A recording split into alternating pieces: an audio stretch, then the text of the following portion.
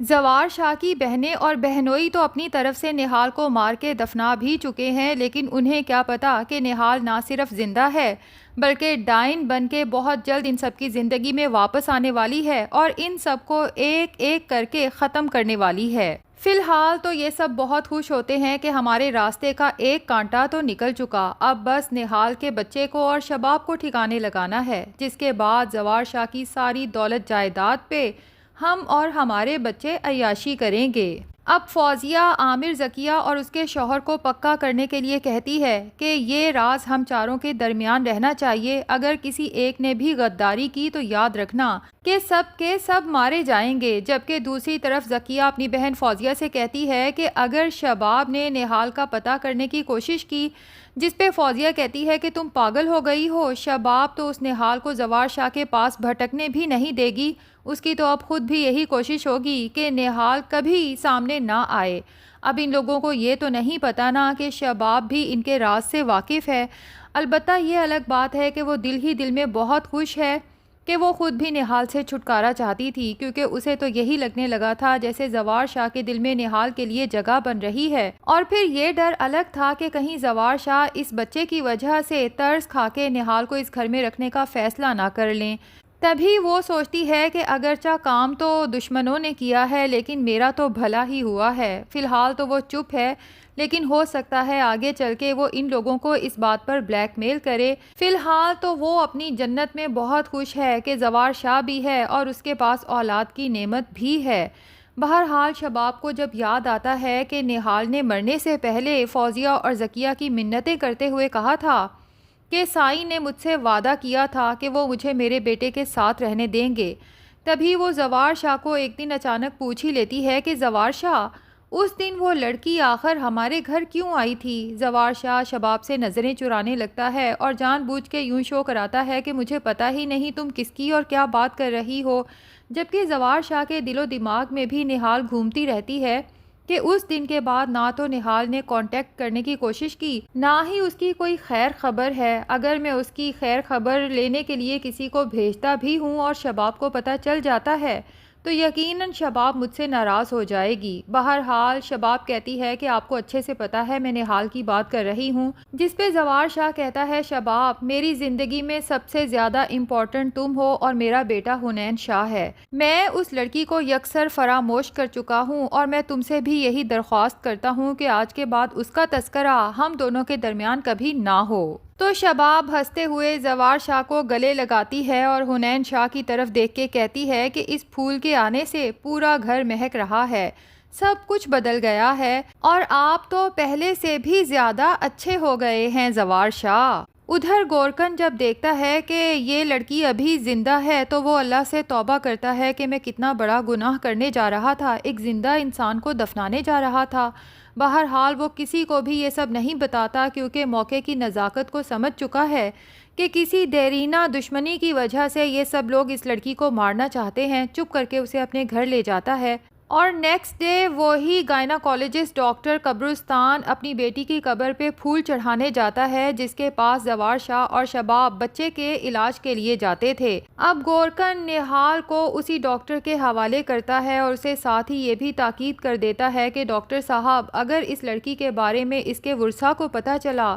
تو مجھے نہیں لگتا کہ وہ اسے زندہ چھوڑیں گے۔ نہال کی خراب حالت دیکھ کے تو ڈاکٹر کا کلیجہ جیسے منہ کو آتا ہے اور پتہ نہیں کیوں اسے یوں محسوس ہوتا ہے جیسے یہ میری ہی بیٹی ہو جو کئی سال پہلے مر چکی ہے۔ بہرحال ڈاکٹر نہال کو ہاسپٹل لے جاتا ہے، اس کا مکمل ٹریٹمنٹ ہوتا ہے اور چونکہ نہال کے چہرے پہ بھی کئی زخموں کے نشان تھے تو ہلکی سی سرجری کرنا پڑتی ہے، جس کی وجہ سے نہال کے نین نقش کافی حد تک بدل جاتے ہیں۔ جب نہال کافی حد تک بہتر ہوتی ہے، ہوش میں آتی ہے تو ڈاکٹر صاحب اس سے پوچھ ہی لیتے ہیں کہ تمہاری یہ حالت آخر کس نے کی؟ تب جا کے نہال اپنی زندگی کی ساری کہانی ڈاکٹر صاحب کو بتا دیتی ہے اور ساتھ ہی یہ بھی کہ مجھے تو آج تک یہ پتہ نہیں چل سکا کہ مجھے کس جرم کی سزا مل رہی ہے۔ ڈاکٹر صاحب کو یہ سن کے بہت افسوس ہوتا ہے کہ نہال کے ہسبینڈ نے اس سے وعدہ کیا تھا کہ بچہ ہو جانے کے بعد چاہے بچے کی نوکر بنا کے ہی صحیح لیکن اپنے ساتھ رکھوں گا، اس کے باوجود اس نے اس کی یہ حالت کر کے کہیں پھینک دیا۔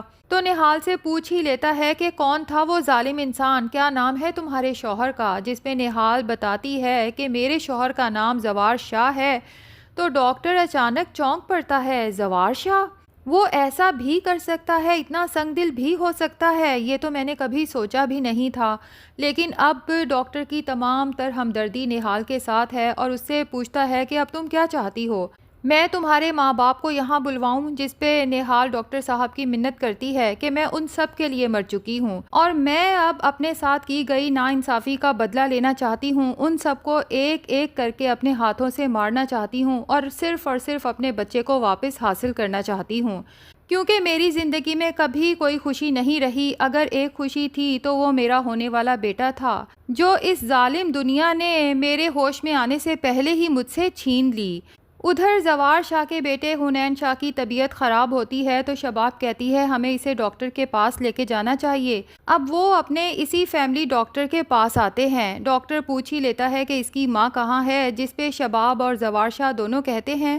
کہ وہ اسے پیدا کرتے ساتھ ہی چھوڑ کے ہماری زندگی سے جا چکی ہے۔ بہرحال ڈاکٹر کہتا ہے کہ اس بچے کے لیے نرسنگ کی بہت ضرورت ہے، اگر آپ لوگ کہیں تو میں کسی بہتر ہائیلی کوالیفائڈ اور سلجھی ہوئی نرس کا انتظام کر دیتا ہوں، کیونکہ مجھے لگتا ہے کہ آپ لوگ چونکہ ناتجربہ کار ہیں چھوٹے بچے کے حوالے سے، اگر اس کی صحیح دیکھ بھال نہ کی گئی تو مجھے خدشہ ہے کہ بچے کو کچھ ہو بھی سکتا ہے۔ یہ سنتے ساتھ ہی زوار شاہ اور شباب کا کلیجہ تو منہ کو آتا ہے۔ ڈاکٹر سے کہتے ہیں کہ اگر آپ کسی بہتر نرس کا انتظام کر دیں تو بہت بڑا احسان ہوگا۔ اب انہی دنوں میں ڈاکٹر صاحب نہال کی فل گرومنگ بھی کر دیتے ہیں، اس کی ڈریسنگ گیٹ اپ سب چینج ہو جاتا ہے اور پھر اسی کو حنین شاہ کی نرس کے طور پہ جب زوار شاہ کی حویلی بھیجا جاتا ہے تو ایک دفعہ تو اتنی حسین و جمیل نرس کو دیکھ کے سبھی کے ہوش اڑ جاتے ہیں۔ اب ہو سکتا ہے کہ زوار شاہ، شباب یا باقی گھر کے کسی فرد کو شک ہو کہ اس نرس کی شکل نہال سے بہت ملتی ہے،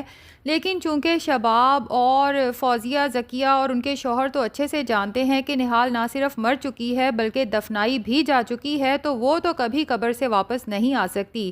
یہ محض ایک حسین اتفاق ہو سکتا ہے کہ یہ نرس نہال سے کافی ریزیمبلنس رکھتی ہے، جبکہ کہاں وہ جاہل گوار پینڈو قسم کی نہال اور کہاں یہ اتنی سٹائلش سی نرس۔ اب حنین شاہ جو شباب کی گود میں مستقل روئے جا رہا ہے، زوار شاہ بھی اسے چپ کروانے کی کوشش کرتا ہے لیکن وہ کسی سے بھی نہیں سنبھلتا۔ تب اس نرس کے حوالے کیا جاتا ہے اور حنین شاہ تو ظاہر ہے کہ اسی کا بیٹا ہے۔ اس کی گود میں جاتے ساتھ ہی حنین شاہ نہ صرف چپ ہو جاتا ہے بلکہ کھلکھلا کے ہنسنے لگتا ہے۔ شباب اور زوار شاہ تو اس نرس کے بہت احسان مند ہوتے ہیں کہ کتنے دنوں سے ان کا بچہ اتنا بیمار تھا کہ مستقل روئے جا رہا تھا، لیکن اس نرس نے کیسے اس بچے کو فوراً ہینڈل کر لیا۔ تو یوں نہال کی فوراً ہائرنگ ہو جاتی ہے۔ اب چھوٹے حنین شاہ کو سنبھالنے کے لیے حنین شاہ مرحوم کا کمرہ نہال کو دے دیا جاتا ہے تاکہ وہ 24 گھنٹے گھر میں رہے اور حنین شاہ کے ساتھ رہے۔ تو جناب یوں اب نہال دا ڈائن ایک ایک سے اپنے ساتھ کیے گئے ظلم کا حساب لے گی، لیکن وہ پورے پلان کے ساتھ چلے گی کہ اس کے اوپر تو کسی کا شک بھی نہ آئے۔ تبھی وہ باری باری سب کی فوٹو جلاتی ہے اور جب جس کی فوٹو جلاتی ہے اس کا جانے کا وقت سمجھو آ چکا ہے۔ اب ایٹ دا اینڈ ان سب کی موت کا الزام آئے گا شباب پہ اور زوار شاہ ٹھیک اسی طرح شباب کو اس سرونٹ کوارٹر میں بند کرے گا جس طرح کبھی شباب کی وجہ سے نہال کو بند کیا تھا۔ شباب دہائیاں دیتی رہ جائے گی کہ زوار شاہ میں نے آپ کی بہنوں اور بہنوئیوں کا قتل نہیں کیا، مجھے تو خود سمجھ نہیں آ رہا کہ ہمارے گھر میں یہ سب کب اور کیسے اور کیوں ہو رہا ہے۔ تو ناظرین ڈرامہ تو آگے چل کے کافی انٹرسٹنگ ہونے والا ہے، کیونکہ نہال صرف فوزیہ، عامر، ذکیہ اور جاوید سے ہی نہیں بلکہ شباب اور زوار شاہ کے ساتھ ساتھ اپنے ماں باپ سے بھی تو اپنے ساتھ کیے گئے مظالم کا حساب لے گی۔ تو آپ کو کیا لگتا ہے ناظرین کہ ایٹ دا اینڈ زوار شاہ کو پتہ چل جائے گا کہ یہ وہی نہال ہے یا پھر کبھی پتہ نہیں چل سکے گا؟ کمنٹ سیکشن میں اپنی رائے کا اظہار ضرور کریں۔ ویڈیو پسند آئی ہے تو لائک اور ہمارے چینل کو سبسکرائب بھی ضرور کر دیں۔